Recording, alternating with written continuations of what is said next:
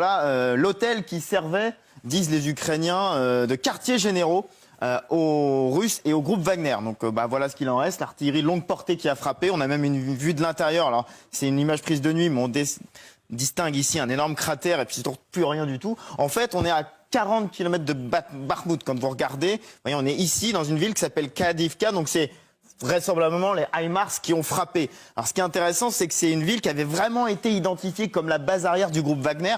Quand vous regardez, il y a un stade qui avait été frappé au mois de juin, il y a un autre hôtel qui avait été frappé au mois d'août, et donc là les Ukrainiens affirment avoir visé le gros lot. Il y a eu de lourdes pertes et ils estiment comme ça pouvoir donner un peu d'air justement aux combattants de Bakhmout. Ouais. Merci Benjamin. J'ajoute qu'il y a eu une autre base à Svatove, à plus de 100 km au nord de Bakhmout, qui a été bombardée, toujours à l'aide d'HIMARS. Des frappes qui ont fait beaucoup de dégâts, beaucoup de pertes, notamment du côté des hommes de Wagner. Ça, c'est ce que nous disent les Ukrainiens. Des dizaines de mercenaires auraient été tués. Certains Ukrainiens font état même d'une perte pouvant aller jusqu'à 200 hommes. Bonjour Carole Grimaud-Potter. Vous êtes avec nous pour évoquer justement ces deux bases qui ont été frappées par les Ukrainiens ce week-end. Qu'est-ce qu'on se dit, que c'est un coup dur pour Evgeny Prigojine, là ?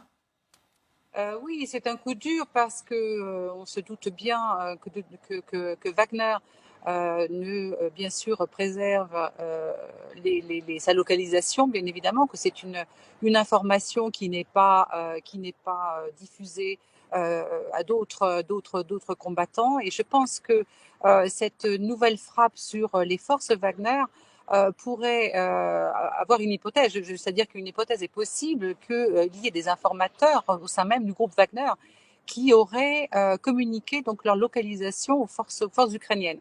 Donc on a vu que parmi les soldats Wagner, il y en avait qui partaient de l'autre côté, qui rejoignaient le camp ukrainien. On a vu le sort de ce combattant filmé donc dernièrement. Donc on sait qu'il y a des soldats Wagner qui pourraient probablement partager ces informations avec les forces ukrainiennes et diffuser les informations de la localisation des soldats, des combattants.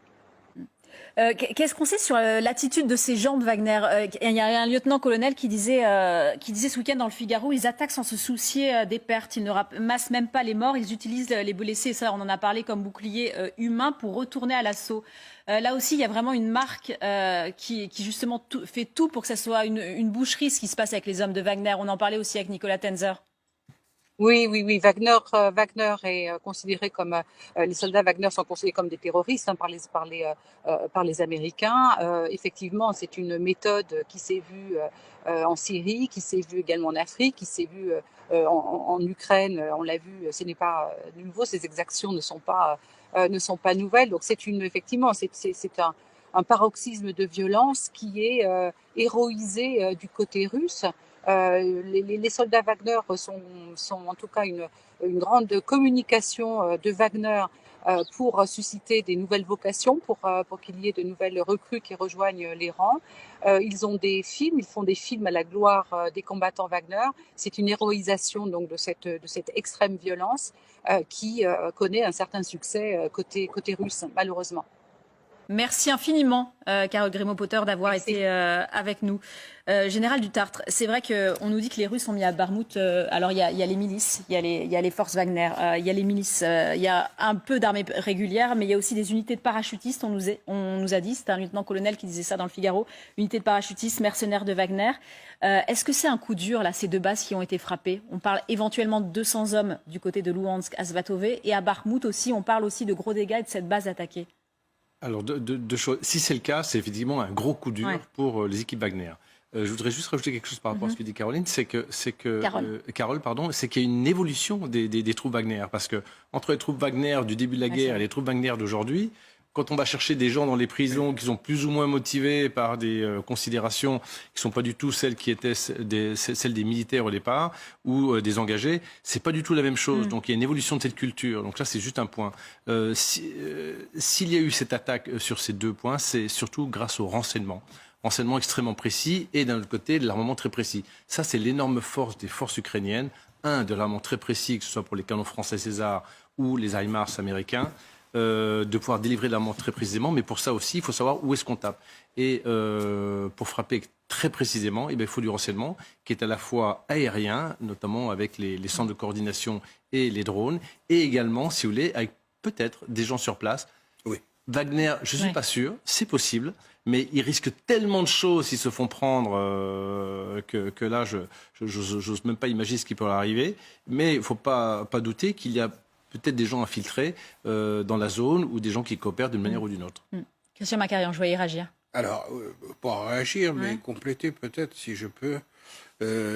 On parle aussi de certains groupes d'hommes de Kadyrov, du leader tchétchène Kadyrov. Si c'était vrai, en vérité, il semble que ce lieu, Kadyrivka, ait été dévolu à une espèce de plateforme d'hébergement de différentes forces autour de Wagner, qui constitue évidemment l'effectif principal.